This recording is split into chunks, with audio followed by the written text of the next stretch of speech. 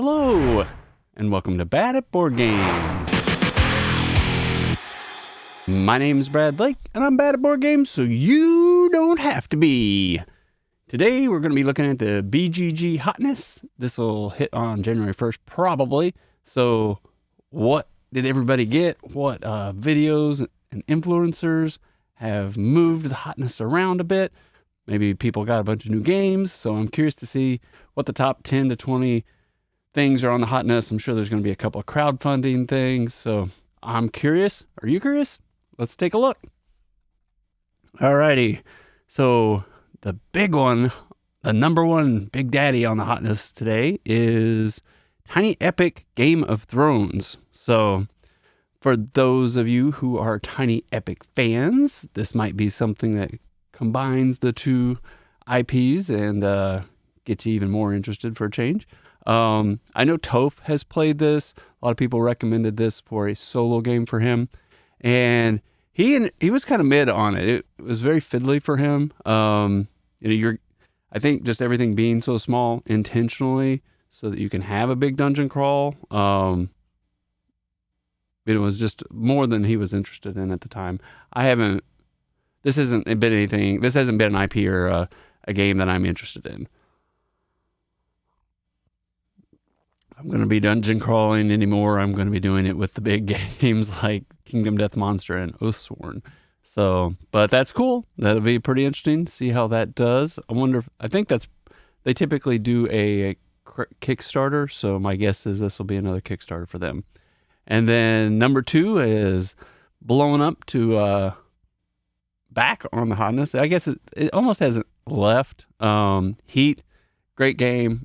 I love this game. You can check out my top 10 solo games. This is on there. Spoiler. Find out where it is. But they're coming out with a new expansion I'm pretty excited about, where you're going to be, I think, mainly racing in the rain, so to speak, and you've got a new icon.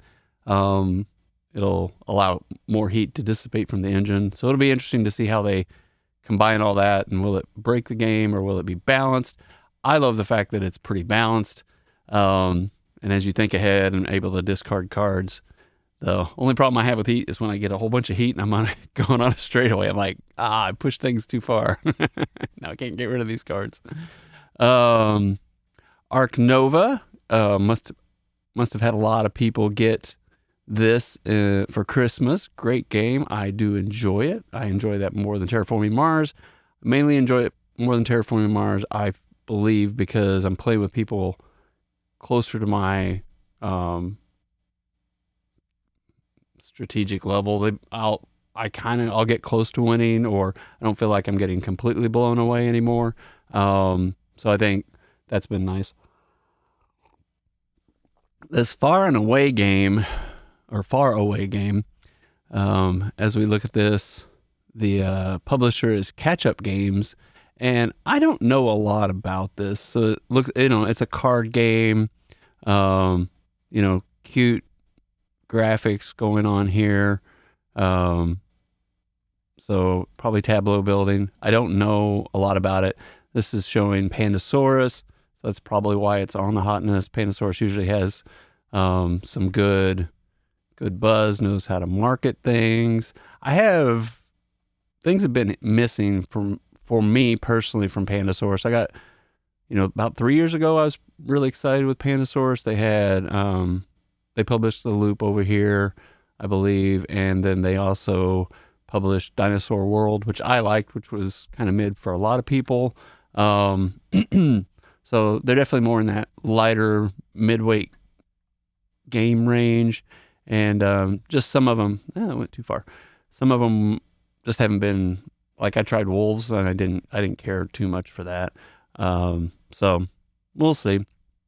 I'll wait till it gets to retail. I'm not going to back anything. El Grande is coming in at number 5, and I believe this is because they're going to do a new Kickstarter with it. They're going to give it a new face.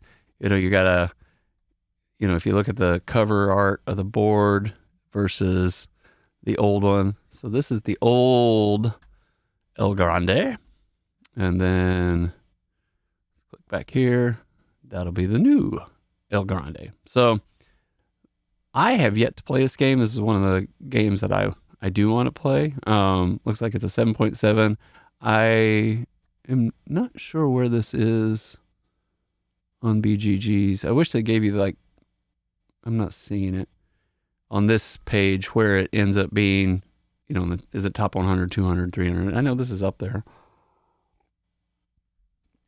but I'm not entirely sure where. But I am looking forward to eventually playing this. If they kickstart this, depending on if there's any extras, I'm gonna pick this up. I just may wait till retail for that. But it's definitely a game I want to play.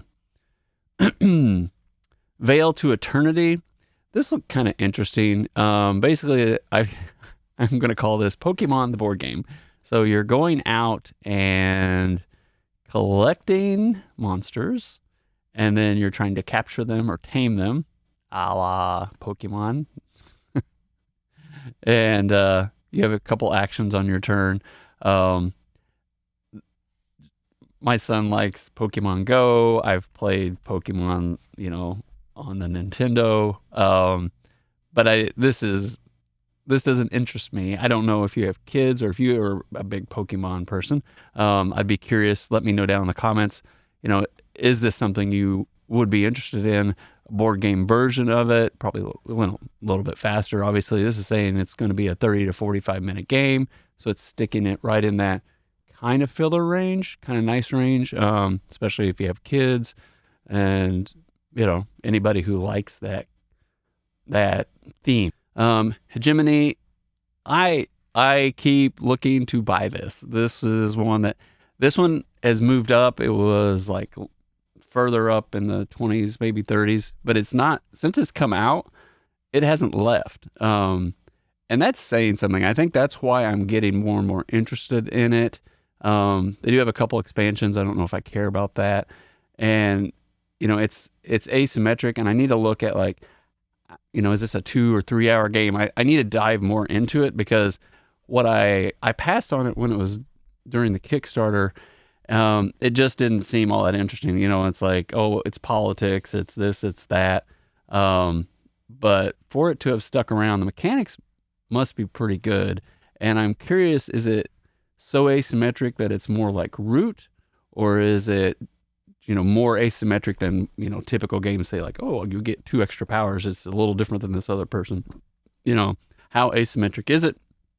And then, it's got a long rule book, right? But that doesn't necessarily mean anything. It could mean that they actually have it well vetted and well played out. They're saying an hour and a half to 3 hours of play. This is a 4.15 rating complexity. So definitely a lot going on here. There's things about that intrigue me and that I like. We've got almost 4,000 people have rated it, which is no small number. It's not a giant number either. But the people, that are interested in these heavyweight games, are going to score this a little bit better. But when some money starts to free up from my car getting wrecked, and our dryer broke right before Christmas. It's been fun. I may pick this one up, but I do have a few games that I need to get through, and we all know how we want to buy new games. I want to get through all the games before I buy another one. That just never works. All right, where are we at? The White Castle. I did a review on that. I like it. I think it's a nice game, and I think it plays quickly. So, for what it's worth, no pun intended, did not like it. But I like the chaining in it. So, and then Dune Imerpium Uprising, like Dune 2.0, right? Or 1.5. Some new cards, some new balancing. People that have played it say that they'll play this versus the original. I don't necessarily, I could probably see that, but I don't think it's a reason to go out and buy it. So, I have the base game. Maybe if Toph ever buys it, I'll have him get this one. but he's not in a buying board game place right now either, and it's going too far. Earth. Now, Earth is blowing up. People love this game. And I've played it on BGA, and I think it's all right. I think I would rather play it on BGA than in person, just because as you're trying to stack all the pieces and count all the things, and I think it would be a lot more fiddly in person. But I need to reserve that comment until I actually play it in person. I think it's a good game and what it is doing, and I do enjoy playing it on BGA, although I've probably only played it 3 to 5 times. I haven't played it enough to give you a real review on it. Dune Imerpium, great game, great worker placement game. I do like the expansion that gives you the dreadnoughts. I really don't want to play Dune anymore without the dreadnoughts. I think that's a great one. Voidfall, I don't, unless I go to a convention and pre-plan on somebody teaching me this game, I doubt I'll ever play Voidfall. I don't. It's a 4X experience. At what point do I just play Twilight Imperium or something else, and really commit to a full day? I don't like the fact that you automatically know if you're going to win or lose a battle. I want my battles to actually be a battle, with some unknowns and statistical dice rolling in them. So that's why I passed on that. That's why I have Fractal back there. I've read the rules. If you're the subscriber that said you could play this with me on TTS, I would love that. And maybe even with the designer, I think you said. So it's in my emails in the comments down below. Hopefully we'll get it right this time. Brass Birmingham, great game. Me and Toph butchered our way through this a couple of weeks ago, played it again. We were talking too much and went like, whose turn is it? But Brass is great. Forest Shuffle, I don't really know anything about it. This one, it just seems lighter, and which is not a bad thing. I like some filler games, but right now, my wife is just too busy with work, and so we haven't even. I would only get this if she had time to play it. So that's kind of where I'm at with Forest Shuffle. We've got other games we'll probably play before we would buy this one at this time. Let's see. It always goes back all the way. So we are up to number 14. Number 16, Wingspan. Great game. It's on BGA as well. Expansions on BGA, but you have to be you have to subscribe to BGA to get Wingspan. But it's a nice engine building game, and recommend it if you like. If you've never played it, it's worth a try. Absolutely worth a try. And then Spirit Island, great game. I really enjoyed playing that with Toph and Ashby. Toph likes playing it solo. I think if he redid his top 10 solo, I don't know if this is on. I think he got this after he did that video. This would definitely be on his new top 10. And then Terraforming Mars, it's a staple. It's one of those, I think people should play it. People should try it in our gaming hobby, and you're either going to fall in love with it or you're going to be like, no, this isn't for me. And both are okay.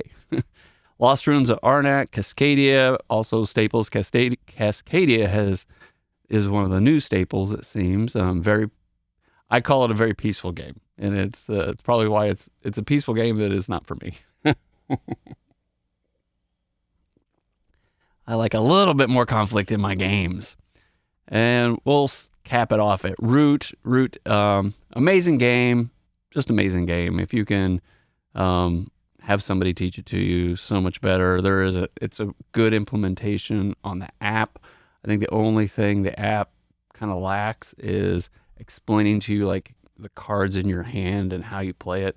But moving and doing the other actions, I think it does well. But I think the difficulty to understand, because it goes so fast and you really can't see your hand of cards, how you're playing them, versus others, is kind of where it lacks. I think sometimes they try to go a little too fast, or maybe that could be explained a little bit better. But and so we got some crowdfunding things, but Votes for Women, I've got that upstairs. We've had that for a little while. We just haven't been able to get it played and reviewed. We're going to try to get that done. We might even get that done today.